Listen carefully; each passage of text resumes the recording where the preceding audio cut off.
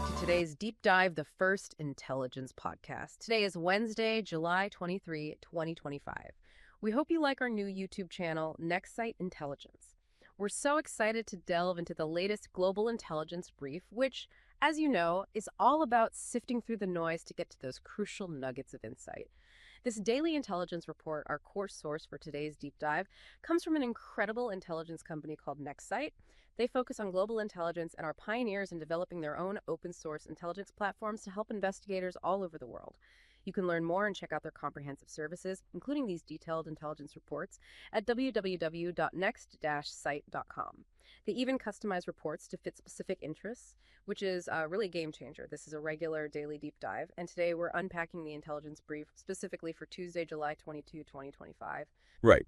And before we dive into the specifics, it's really crucial for you to understand how intelligence reports, like this one from Nextsite, gauge the reliability of their information. It's about more than just the headlines. It's, about the underlying certainty. Okay, so how do they break that down? Well, they use a clear system. First is source reliability, based on the Admiralty AF scale. Think of A as completely reliable, just rock-solid, unquestionable sources. Got it. A is top tier. Exactly. Then B is usually reliable, very strong, generally trustworthy. C is fairly reliable, decent, but maybe minor caveats. D is not usually reliable, so you proceed with caution there. Okay. E is unreliable, take that with a very large grain of salt. And F just means cannot be judged, not enough info to assess. Simple enough. A to F. What's the other part? The second part is information confidence, rated 1 to 6. 1 is confirmed by independent sources, verified multiple ways, the gold standard. 2 is probably true, high likelihood, but maybe not that multi-source confirmation. 3 is possibly true, could be accurate, but there's definitely room for doubt. 4 is doubtfully true, leaning towards improbable. 5 is improbable, very low likelihood. And 6, like F, means cannot be judged.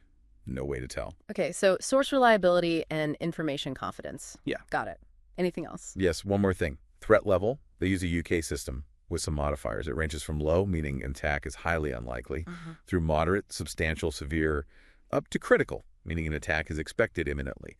And you'll see modifiers like moderate plus or substantial to show if things are heating up or cooling slightly. Wait, isn't it more nuance? Exactly. Understanding these flags, the reliability, confidence, and threat level helps you assess the weight of each piece of information we're about to discuss. And you'll notice most of what we're covering today is flagged B2. So usually reliable source information, probably true. Correct. High degree of certainty for most items. We'll definitely call out any deviations, though, so you're always aware. Perfect. So our mission today is to unpack the significant geopolitical and economic shifts highlighted in this report.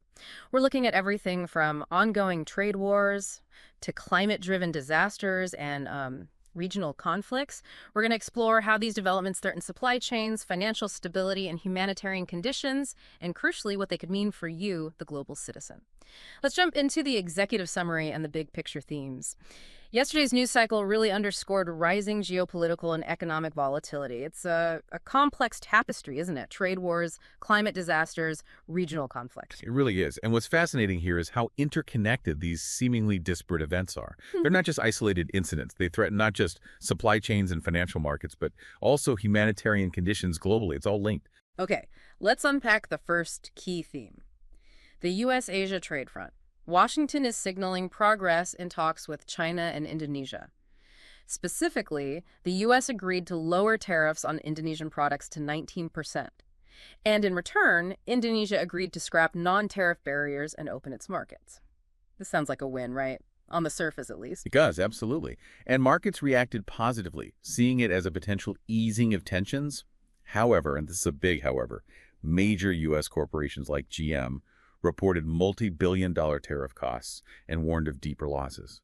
This really raises an important question. Yeah. Who truly bears the brunt of these trade policies? Is it the companies, consumers, the supply chain? Yeah, that's a crucial question. The ripple effects aren't always obvious. Exactly. It shows the gap between diplomatic progress and the immediate economic reality for some major players. Okay, next theme. energy and climate stress. And here's where it gets really interesting, the climate factor. We're seeing intense heat waves from Greece all the way to South Asia, so intense they're forcing closures of iconic sites like the Acropolis and triggering wildfires. Then there's the absolute tragedy of Bangladesh's jet crash during extreme heat, which then prompted protests. And if we connect this to the bigger picture, these events aren't isolated incidents. They're stark reminders of climate change's increasing impact. We're talking infrastructure, public safety, even civil order being affected. Meanwhile, you see South Africa's coalition government looking to a platinum price rally for fiscal relief. It shows how commodity markets can offer maybe a temporary buffer against these broader economic pressures, but it's often just that temporary. Right, a temporary fix, not a fundamental solution.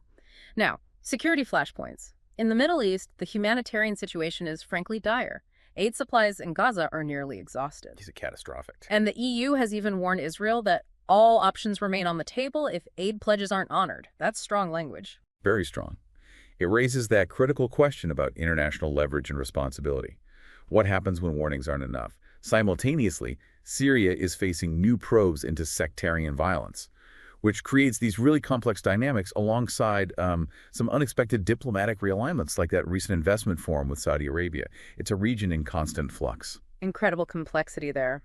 Okay, finally, financial markets. Despite all this turmoil, trade wars, climate issues, humanitarian crises, U.S. and global equity indices actually hit record highs. The S&P 500 rose even as giants like GM and Tesla shares sagged. Yeah, it seems almost counterintuitive. European markets, on the other hand, fell due to earnings pressure and trade anxiety. So a real split. What's fascinating here is that divergence. U.S. market resilience perhaps reflects anticipation of de-escalation or maybe rate cuts, but it's a stark contrast to Europe's more immediate sensitivity to earnings and those trade headwinds. And then you have Nigeria's decision to keep its policy rate at 27.5%, highlighting that ongoing global fight against inflation. It's not a uniform picture at all. Definitely not. A multi-speed world indeed. Okay, let's dig deeper into the regions now, starting with North America. The BLUF here is moderate plus moderate. So the U.S. balanced tariff pressure with some market optimism.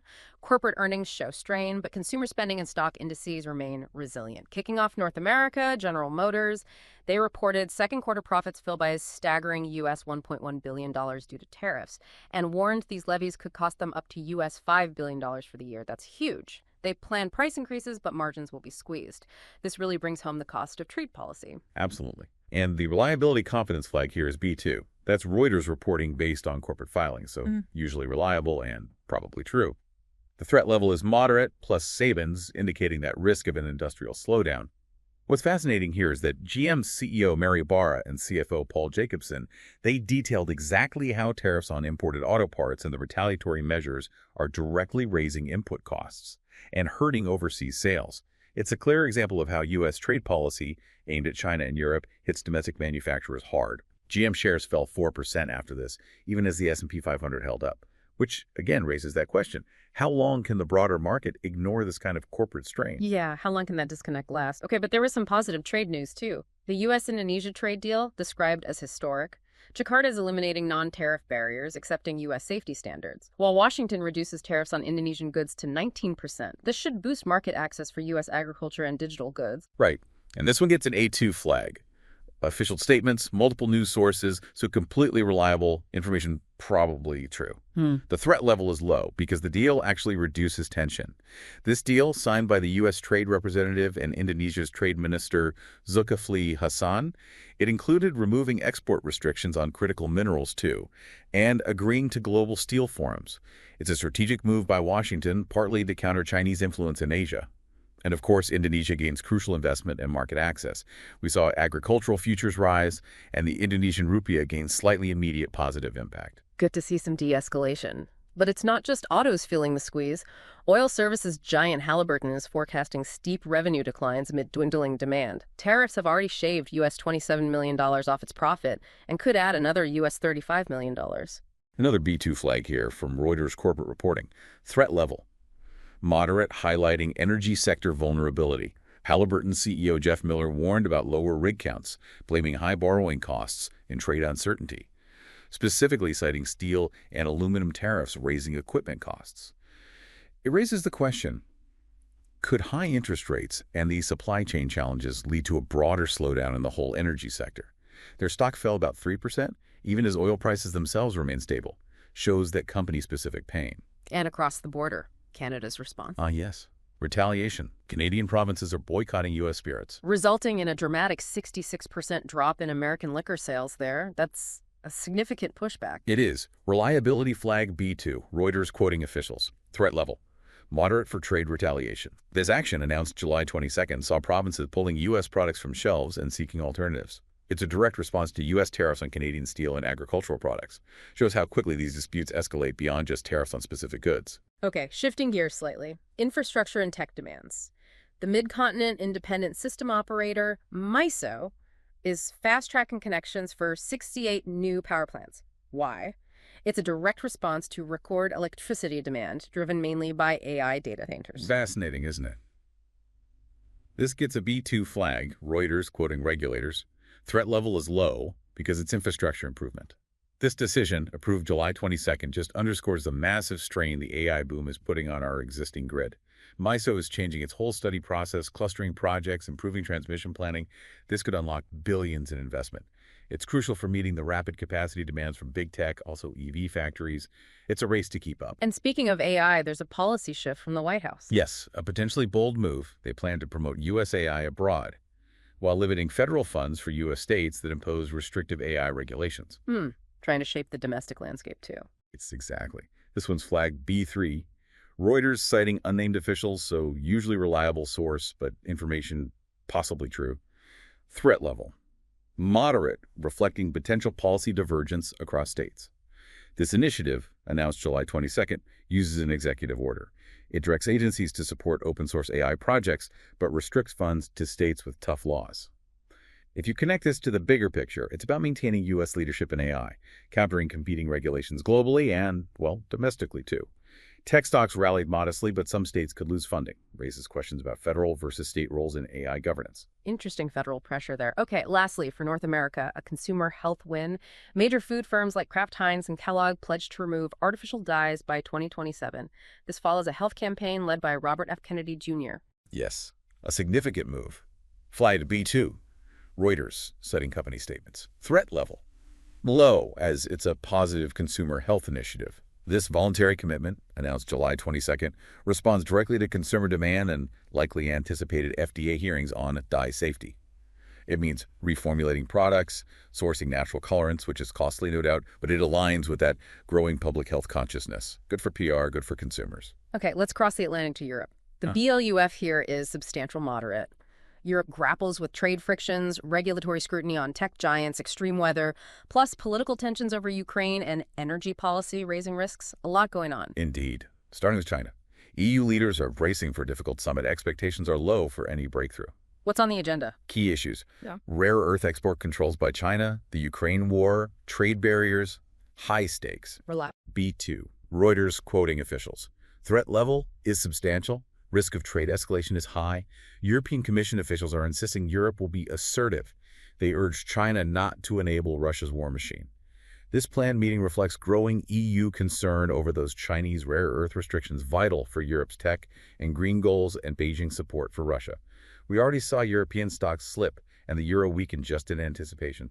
Shows of financial jitters. And that market anxiety is reflected more broadly. European shares slid. Yes, they did. Flag. B2. Reuters market report. Threat level. Moderate for financial volatility.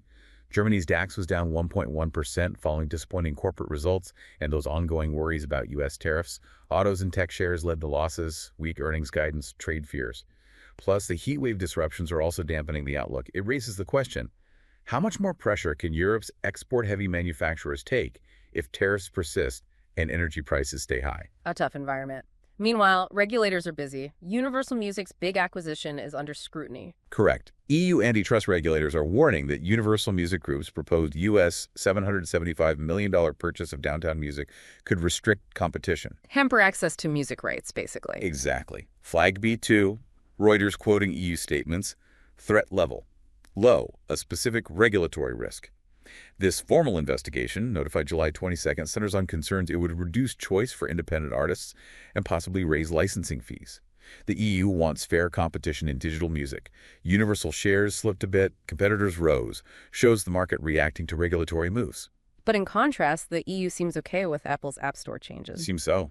Flag, B2. Reuters quoting EU officials. Threat level, low, indicating regulatory compliance. EU competition authorities signaled acceptance of Apple's proposed changes, which include new developer fees and compliance with the Digital Markets Act. This spares Apple from potentially huge daily fines. Apple introduced new contract terms. The EU deemed them sufficient. It's a pragmatic approach, ensures fair competition, avoids lengthy litigation. Apple stock held steady, shows compliance can be managed without market shocks. Okay, now back to China, but related to EVs in Europe.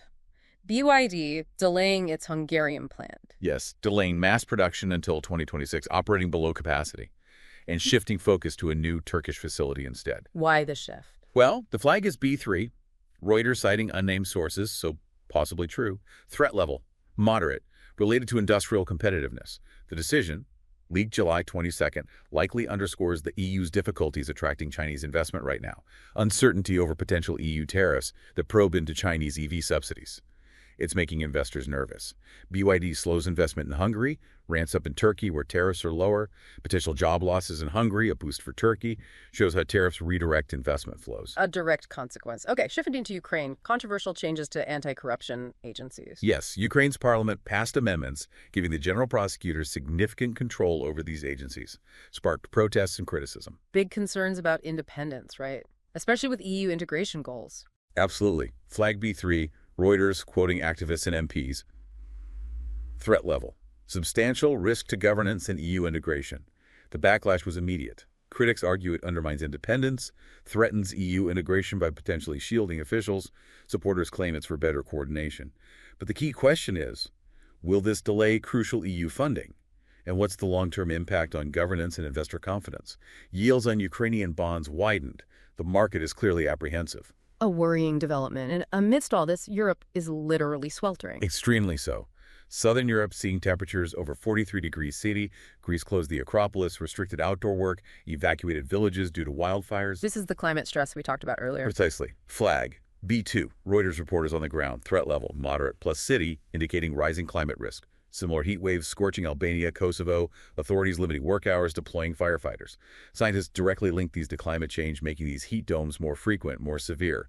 The impact hits tourism revenue, raises insurance claims, spikes energy demand, clear financial consequences. And finally, for Europe, French utility EDF is refocusing. Yes, cutting overseas jobs, pulling out of several international nuclear projects, focusing resources on domestic projects in France, Netherlands, Sweden, Finland. A strategic shift. Exactly. Flag, B2, Reuters quoting company statements. Threat level, low, a corporate strategy shift. CEO Bernard Fontana wants to reduce risk after cost overruns abroad.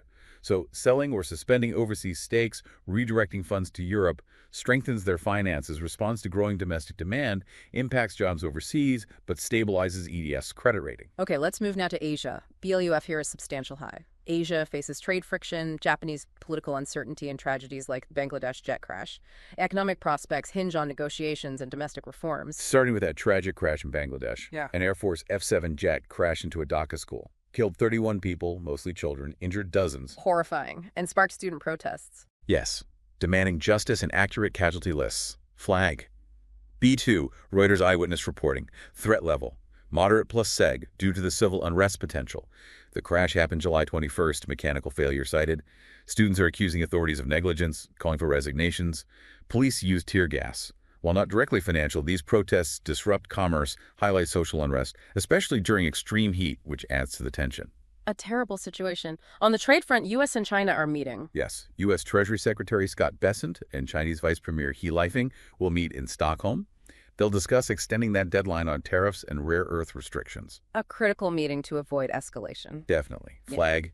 B2, Reuters quoting officials. Threat level, moderate potential trade escalation if talks fail. This preparatory meeting, July 26-27, aims to prevent escalation before the August 1st deadline. They'll consider a trade deal extension, discuss U.S. demands for access to Chinese rare earths to avoid those snapback tariffs. Just the news of the meeting boosted markets. Rare earth miner stocks rose. Shows how sensitive markets are to these talks. High stakes indeed. Now, Japan's political situation. Election upsets complicating things. Very much so. Japan's ruling coalition lost its upper house majority, prompted Prime Minister Shigeru Ishiba to reconsider his future. This raises serious doubts over the Bank of Japan's ultra-easy policy. So political instability could impact monetary policy. Directly. Flag. B2, Reuters analysis, some speculation involved. Threat level.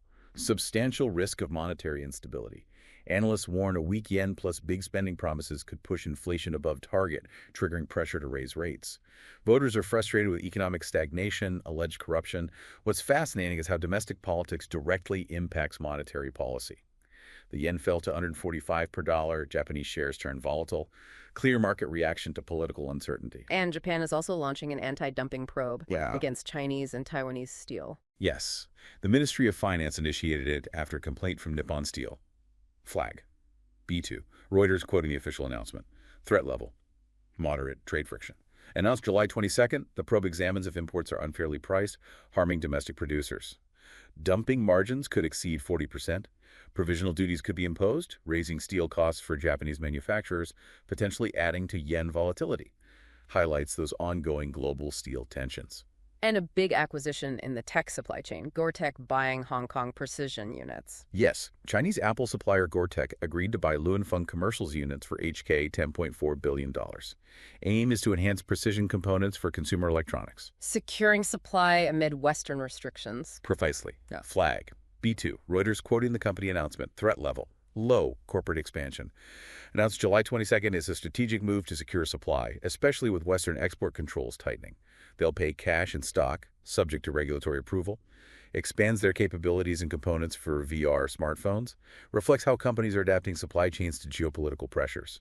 Shares rose after the announcement. Strategic maneuvering there. Okay, let's turn to the Middle East. BLUF is severe high. Gaza's humanitarian crisis, Syrian sectarian violence, new Saudi-Syrian investment deals, high risk of conflict escalation and power realignment. Starting with Gaza, the EU warning to Israel is stark. Foreign Policy Chief Kaja Kallas said Europe could consider all options, including restrictive measures, if Israel fails on aid commitments. All options sound serious. Potential sanctions. It certainly implies that. Flag. B2, Reuters quoting Kallas. Threat level. Severe potential sanctions and escalation. Kallas urged Israel to expand humanitarian corridors, cease attacks on civilians, citing reports of starvation, collapsed health services. If we connect this, the EU might leverage trade agreements or sanctions. The Israeli shekel weakened, European investors grew cautious. Raises that question about diplomatic pressure effectiveness in such a severe crisis. And aid groups are confirming the severity. Supplies exhausted. Yes, the Norwegian Refugee Council, NRC, reported supplies exhausted due to blockades. Staff are hungry. Tragically, an infant boy died of starvation. Heartbreaking. It is. Flag. B2. Reuters quoting NRC and witnesses. Threat level. Severe. Risk of famine. Potential international intervention. These reports from July 22nd detail how blockades prevent entry of food, fuel, medicine. Convoys blocked or delayed. Israel cites security. Aid groups accuse collective punishment. Carries risks of regional instability affecting energy prices. Highlights critical funding shortfalls. Puts a human face on the crisis. Amidst this, a surprising diplomatic move. U.S. brokered an Israel-Syria meeting. Potentially. U.S. mediator Tom Barrack reportedly brokered an unprecedented meeting between Israeli and Syrian officials to discuss security in southern Syria. That would be remarkable, given their history. Reliability. C3. Reuters citing anonymous sources, so fairly reliable source, but information only possibly true. Sensitive stuff. Threat level. Substantial potential conflict if talks fail. Meeting rumored for Amman, Jordan, July 25th. Aims to prevent clashes between Israeli and Iranian-backed forces across the Golan. Quiet diplomacy. U.S. offering incentives, Russia informed. Goal is avoiding escalation, protecting Israel's border, managing Iranian presence. Shows complex regional power plays. Very complex. Meanwhile, inside Syria, investigation into sectarian violence in Swaida. Yes, Syria's defense ministry pledged to investigate shocking violations after clashes between pro-government forces and local factions. A fact-finding committee reported 1,426 people were killed in March violence. A huge number. Reliability on that. Also C3. Reuters quoting state media. Threat level. Substantial risk of renewed sectarian conflict. Reports released July 22nd noted the committee identified 298 suspects, but insisted commanders didn't order attacks, lower-ranking officers acted alone. Critics dismiss this, call for an independent UN probe, see it as regime trying to placate Drew's protests and international pressure while limiting liability. Raises big questions about accountability. And tragically, a U.S. citizen was killed in those Swida clashes. Confirmed by the U.S. State Department. Flag. B2. Reuters quoting U.S. officials. Threat level. Moderate potential consular dispute. Confirmed July 22nd. Details weren't released, likely caught in crossfire, underscores the high risk to foreigners in the region, highlights the broader crisis could lead to consular friction. And finally, for the Middle East, Saudi-Syrian rapprochement, an investment forum. Yes, a Saudi delegation visited Damascus. Deals expected over 15 billion rials, about US $4 billion, follows Syria's Arab League readmission. Signals deepening economic ties. Trying to counter Iranian influence. And Syria needs the capital. That seems to be the dynamic. Flag. B3. Reuters quoting Syrian officials. Threat level. Moderate geopolitical realignment. Forum on July 22nd featured energy, tourism, agriculture projects. Saudi pledges for infrastructure investment. Saudi Arabia aims to counter Iran, secure reconstruction contracts. Syria seeks capital, international acceptance. What's fascinating is the potential to jumpstart Syria's economy, but also the risk of Western sanctions, a complex gamble. Definitely a region to watch closely. Okay, let's move to Africa. BLUF. Moderate plus moderate. Persistent security threats, economic volatility, but benefits from higher commodity prices and increasing regional cooperation. Starting in South Africa, a rally in platinum prices highest since 2014 and plus increased mining royalties are expected to ease fiscal pressure on the fragile coalition government. A bit of breathing room. Potentially. Flag. B2. Reuters quoting analysts. Threat level. Low. Fiscal relief. Analysts forecast continued demand from hybrid cars, constrained supply from Russia. This revenue windfall, with platinum over US 1,600 ounces, could help fund coalition programs, offers needed fiscal relief. But the question remains, how long can resource windfalls prop things up without deeper reforms? The perennial question for resource-rich nations. Now, Mali and Barrick Gold. A standoff. Yes. A Mali court rejected Barrick's appeal to release 4 employees detained on money laundering forgery charges. Belongs a standoff that halted its Lulo-Gounkoto mine. This impacts gold production significantly. Hugely. Flag. B3. Reuters quoting court sources. Threat level. Moderate risk to investment in operations. The military government insists Barrick pay disputed taxes. $80 million. Barrick denies wrongdoing. This court decision underscores Mali's assertiveness, poses a risk to Barrick's 600,000 ounce of annual output. Share price dipped. Clear example of resource nationalism impacting foreign investment. Diplomatic shifts, too. Portugal backing Morocco's plan for Western Sahara. Yes. Portugal's foreign minister, Paulo Rangel, publicly supported Morocco's autonomy plan. Grants local powers, Rabat keeps defense foreign affairs. Aligns Portugal with Spain and the U.S. Correct. Flag. B2, Reuters quoting the minister. Threat level, low diplomatic alignment. Expressed July 22nd during an interview. Emphasizes support for a UN-led process. Aims to strengthen ties with Morocco, secure energy partnerships, could unlock investment in Saharan phosphate, renewables, but Algeria remains opposed. Highlights those regional geopolitical divides. Great power competition shooting up in Africa. U.S. general warning about China and Russia. Yes, Lieutenant General Dagvin R.M. Anderson told a U.S. Senate committee that China and Russia are expanding military economic information operations, including dual-use ports, resource extraction. Threatening U.S. interests. That's the warning. Flag. B2, DoD News quoting official testimony. Threat level. Substantial great power competition. At the hearing July 22nd, Anderson warned these powers could threaten U.S. interests, complicate counterterrorism. Chinese ports might support military logistics. Russian mercenaries back authoritarian regimes. Raises questions about the shifting geopolitical landscape, maybe impetus for more foreign aid as a counter-strategy. Africa's strategic importance is rising. And a quick roundup of other African news. Yeah, an Al-Africa compilation noted several mixed developments. Flag, C2 summarizing multiple local reports, so fairly reliable, probably true. Threat level, moderate governance uncertainty. Kenya dropped terror charges against an activist. Uganda's president adopted a new title. Sudan banned WhatsApp calls citing security. Zimbabwe debated term limit extension. Illustrates varied governance trends, activism, authoritarianism, security anxieties, minimal direct financial impact, maybe some investor risk in telecom with things like Sudan's WhatsApp ban. Nigeria's economy, holding interest rates high. Yes, Nigeria's central bank held its key rate at 27.5%. Promised tight policy to reduce inflation. Separately, agreed with S&P Global to develop a regional petroleum price index. Trying to stabilize inflation and improve energy market transparency. Exactly. Flag. B2, Reuters reporting. threat level, moderate economic management risk. These announcements on July 22nd reflect efforts to stabilize things. What's interesting is the U.S. became a net exporter of crude to Nigeria recently, due to U.S. refinery shutdowns and Nigeria's new Dangote refinery changing patterns. Nigeria remains weak, but the index could attract investment. Complex energy dynamics. And on a lighter note, Nigerian women's soccer success. Yes. Nigeria beat South Africa 2-1 in the Women's Africa Cup of Nations semifinal. They'll play Morocco in the final. Great news for them. Definitely. Flag, B2 Africa News Report, threat level, low, sports event. Victory on July 22nd brings Nigeria closer to its 12th title. Limited economic impact, but a big boost to national morale, potential for sponsorships. Finally, for Africa, UN reports on renewable energy. A mixed picture globally, especially for Africa. Very mixed. Two UN reports found 92.5% of new electricity capacity in 2024 was renewable. Global investment hit US $2 trillion. Huge numbers. However, Africa accounted for less than 2% of that new capacity. A massive gap. Why? Flag. B2. African News quoting UN reports. Threat level. Moderate climate finance gap. Reports released July 22nd highlight that while the fossil fuel age is ending, high capital costs are hindering Africa's transition. Raises that crucial question. How do we bridge this climate finance gap? Spur investment and policy changes in regions lagging behind. Critical for equitable development. Absolutely critical. Okay, let's move to Latin America. BLUF. Moderate. Poised for renewable growth but faces regulatory hurdles, migration challenges, election campaigns, reshaping policies. Starting with renewables. Bankers at a Latin America Energy Summit urged reforms. They say countries need to ease regulatory hurdles, improve regional interconnection, provide predictable returns to attract the U.S. $200 billion a year needed for renewable projects. So, huge potential, but bureaucracy is a barrier. That's the message. Flag. B2, Reuters, quoting bankers. Threat level. Moderate regulatory risk.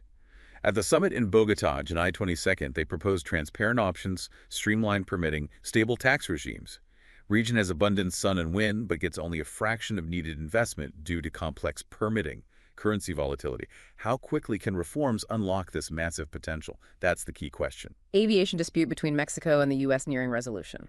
Mexican authorities expect to reach agreement within days, resolving disputes over flight schedules, antitrust concerns with joint ventures. Aiming to regain that Category 1 safety rating. Exactly. Flag. B2, Reuters quoting officials. Threat level. Low regulatory cooperation. Talks on July 22nd focus on frequencies, competition rules. Mexico wants Category 1 back to expand flights. Expectation is a quick resolution to restore cross-border flights, boost tourism. Could add millions in revenue, lift airline stocks. Migration issues remain prominent. Mexico repatriating citizens from that controversial U.S. center. Yes. President Claudia Sheinbaum announced 14 Mexicans detained under the U.S. Alien Enemies Act at that Louisiana center dubbed Alligator Alcatraz will be repatriated.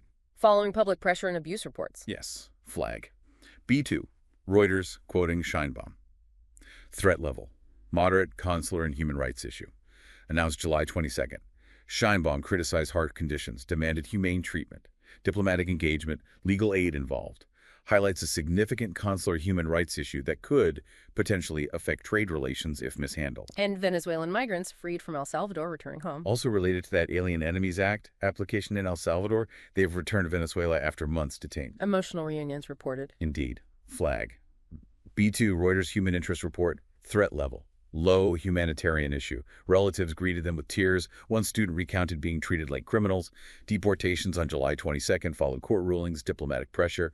Minimal direct financial impact, but affects remittance flows. Underscores human cost of migration crackdowns. Election focus in Chile. Communist candidate Jeanette Jara making pledges. Yes, pledging economic growth, reducing inequality, and creating a public lithium company. A public lithium company. That's a big policy proposal. Huge. Flag. B2. Reuters quoting the candidate. Threat level. Moderate policy uncertainty. Campaign platform announced July 22nd. Aims to capture more value from the booming battery sector, outflank center-left rivals, proposed raising taxes on wealthy, investing in education, leveraging her record as labor minister. But markets are nervous about increased state intervention. SQM stock fell. Raises that question about balancing social goals with economic stability. Corporate news. America Movil swinging to profit. Yes. Mexican telecoms giant reported a quarterly net profit of 18.5 billion pesos, about US $1.1 billion, driven largely by foreign exchange gains offsetting tariff-induced revenue declines. Currency movements making the difference. Big time. Flag. B2. Reuters citing earnings report. Threat level. Low corporate performance. Q2 earnings on July 22nd showed a stronger Mexican peso and cost controls improved profitability, despite tariffs dampening cross-border revenues. Illustrates how currency moves can significantly impact profits. Shares were up 2%. And positive banking news from Mexico and fiscal news from Brazil. Yes. Mexico's Banorte Bank reported 4% rise in Q2 profit, thanks to loan growth, lower funding costs. Meanwhile, Brazil's finance ministry eased 2025 spending curbs after revenue surged. Both positive signals. Definitely. Flag. Yeah, To Reuters financial reporting. Threat level. Low positive economic data. Banorte expanded loans, showing impact of central bank rate cuts. Brazil raised fiscal targets due to higher tax collections, allowing reduction in budget freeze, lowering projected deficit. Demonstrates positive data. Brazilian bonds rallied, reflecting investor confidence. Okay, finally, Oceania Pacific. BLUF. Low moderate. Limited news, relatively calm region, but climate change and trade diversification remain underlying concerns. The main item is regional climate resilience initiatives. Governments in Australia, New Zealand, Pacific Islands unveiled joint initiatives, investing in seawalls, renewable microgrids, cyclone shelters. Reliability on this? Seems details are scarce. They are. Flag is C6. Details not confirmed. No easily accessible source found by next site. So fairly reliable possibility, but cannot be judged. Threat level. Low proactive adaptation. Initiatives discussed by Pacific Islands Forum leaders July 22nd signify commitment of U.S. $300 million. Funding from Australia, NZ, technical assistance from Japan, aims to combat rising sea levels, cyclones, highlights proactive adaptation, should drive investment in infrastructure stocks. Okay, that covers the regional breakdown. Now for a really interesting section. People's hearsay, voices from the ground. We've seen the big corporate numbers, the policy shifts, but what are people actually saying? Let's connect these voices to the reports. This is crucial context. It humanizes the data. Exactly. North America first. Reacting to GM's earnings, someone on a U.S. business forum said, "Tariffs are crushing Detroit. $5 billion. I can't afford a new truck if GM passes costs to us." And boom. That immediately connects back to the GM report. It highlights the tangible fear consumers have about price increases hitting their wallets. It's not an abstract number for GM. It's about real people's purchasing power being potentially eroded. Makes the impact crystal clear. Right. Another Twitter user responding to that U.S.-Indonesia trade deal. Finally, the U.S. is cutting some tariffs. Let's hope Indonesia holds up its end. And that captures the cautious optimism, doesn't it? A desire for relief, yes, but also that awareness that these deals need to actually deliver. Both sides have obligations. Speaks to that human hope for economic stability, but with a dose of realism. And a Reddit user on the White House AI strategy. AI should be open source. States trying to ban it will just fall behind. Great example of public engagement with complex policy. Shows a strong belief in technology's progressive potential, coupled with that clear concern about regulatory hurdles stifling innovation. Reflects that divide in public opinion on AI governance, innovation versus control. Moving to Europe. A Weibo user criticizing the EU accepting Apple's App Store fees. Stop subsidizing Apple. Interesting. This reveals a perception, at least among some, that regulatory decisions might end up favoring big corporations, even when they technically comply.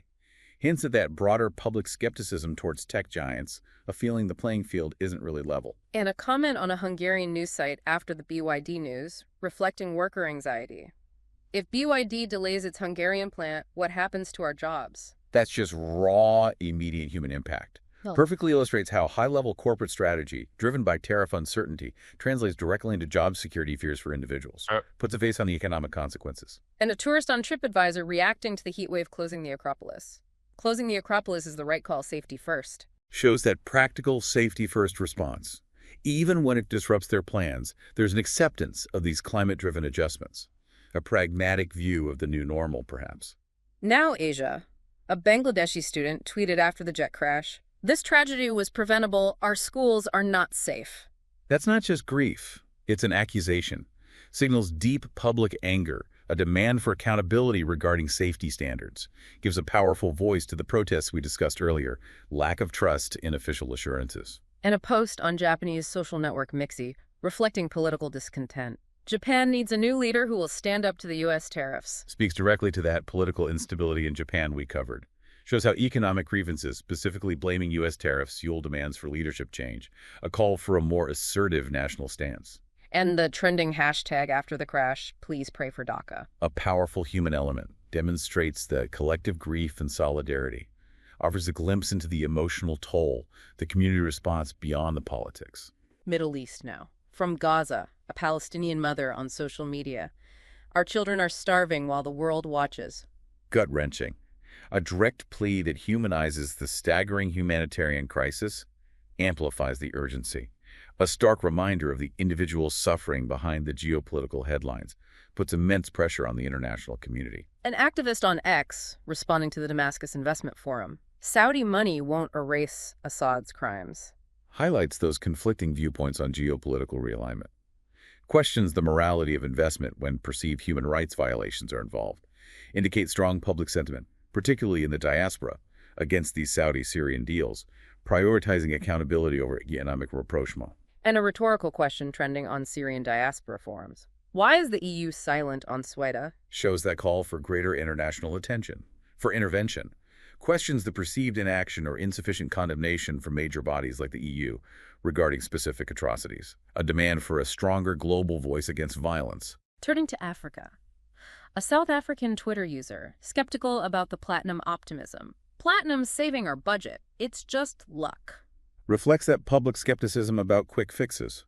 Distrust of government pronouncements relying on commodity windfalls. Suggests a demand for more sustainable, structural economic solutions, not just hoping for high prices. A comment on Malian social media about the Barrack case.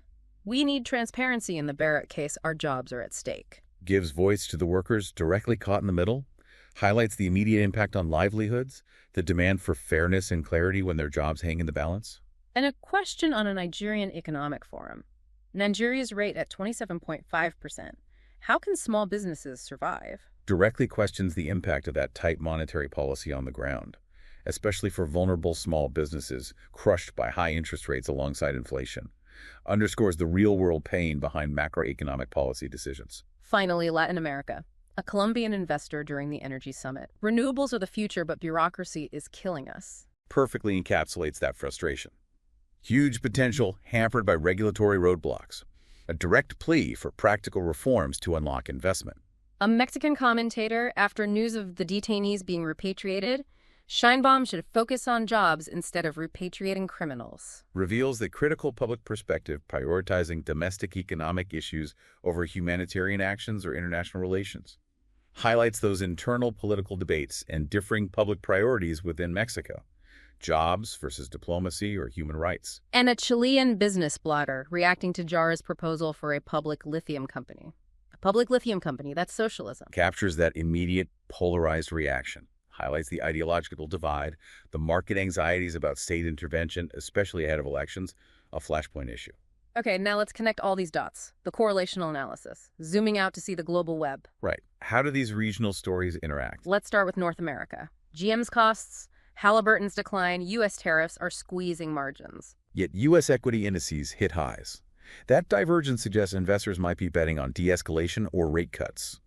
But if talks with China fail, the S&P 500 could reverse sharply. For you, the listener, monitoring the Stockholm talks is crucial. There's a Tier 1 escalation risk if snapback tariffs occur. Direct impact on investments. Europe.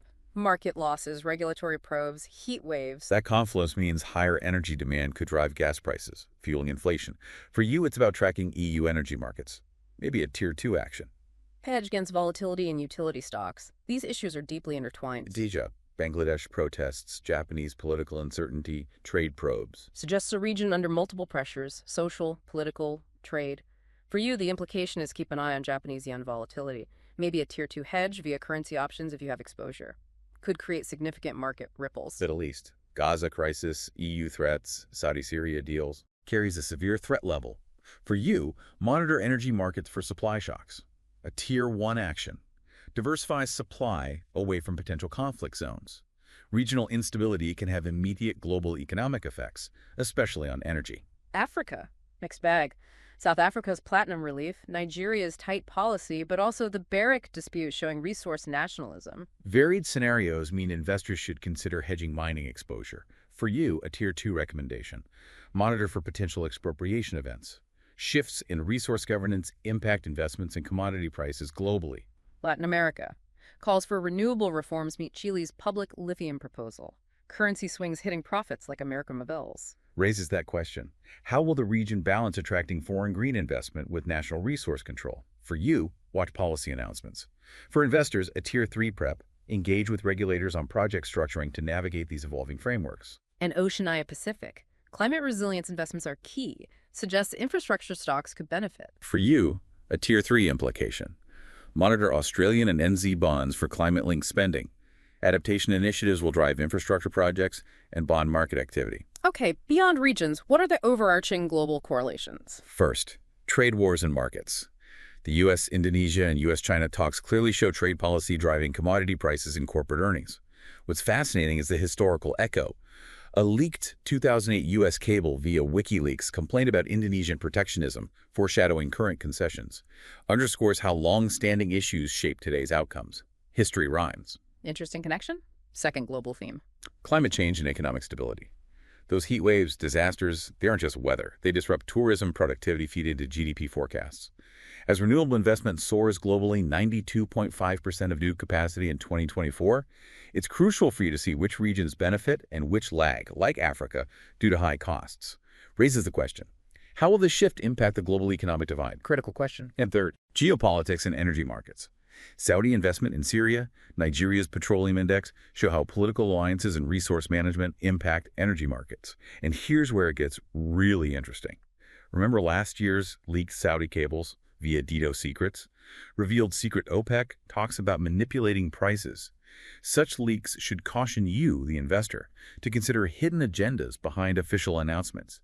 Understand the deep, often opaque forces in global energy. A crucial reminder to look beyond the surface. Okay, let's bring it all together. Recommended actions.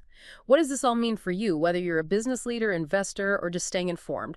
Our report offers concrete recommendations. Yes, starting with Tier 1 critical immediate actions. First, diversify supply chains and hedge against tariff risks.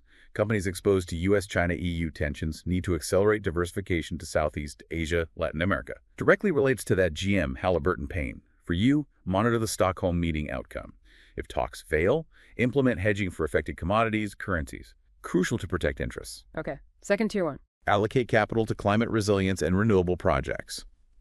The tipping point in renewables plus climate disruptions demand proactive investment in clean energy and infrastructure. It also encourages governments in Africa, Latin America to adopt favorable regulations to unlock funding, addressing that bureaucracy is killing us. Frustration. Got it. Now for Tier 2, high priority, but less immediate. First, Tier 2. Engage in dialogue on humanitarian crises. Organizations should support efforts for aid to Gaza, advocate for independent investigations in Syria. For you, this implies preparing contingency plans for supply disruptions if conflicts widen. These crises have tangible ripple effects on markets and stability. Second Tier 2. Monitor political shifts and regulatory reforms. We covered Japan's instability, potential BOJ shifts, EU antitrust, digital regulations. For you, engage early with regulators, especially in places like Latin America on renewables. Proactively adapt to evolving policies. And finally, Tier 3, important long-term strategic considerations. Strengthen information warfare capabilities. With rising Chinese-Russian influence in Africa, leaked data exposing agendas, governments and firms must invest in counter-disinformation and protect sensitive info. Ties back to that U.S. General's warning. It's a reminder. In today's info environment, understanding and protecting against narratives is as critical as understanding market trends. Powerful recommendations. This has been an incredibly deep dive into a truly dynamic global landscape. Absolutely. What stands out to me from today's briefing is how those historical grievances and hidden agendas, like we mentioned with the leaks, continue to shape current events. It makes the world both predictable in its patterns sometimes, but also surprising in its specific manifestations. History echoes. It certainly does. And for you, the listener, here's a thought to mull over. As our world increasingly grapples with both the opportunities of technological advancement, like AI, and the challenges of climate change, how will the delicate balance between national interest and global cooperation truly define the next decade? Do not forget to follow us on YouTube and like, share, and comment below. We do look forward to hearing your opinion. This is it for today. Enjoy your day.